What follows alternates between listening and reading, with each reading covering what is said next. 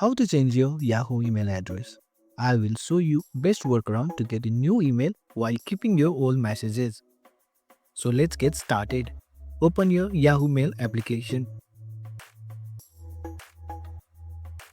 Tap onto the profile icon from the top left corner of your screen. Then select Manage Account.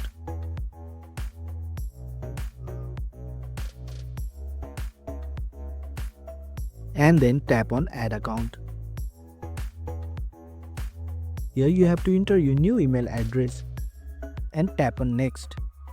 Once created, link your old Yahoo email to your new account for easy access.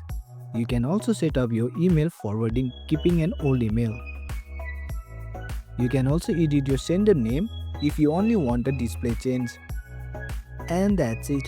While you can directly change your Yahoo email address, this method will help you get a new email while keeping your old data. Thanks for watching. If you found this helpful, give it a thumbs up and consider subscribing for more tutorials. Drop a comment if you have questions or suggestions for future videos. And don't forget to check out our playlist. See you in the next one.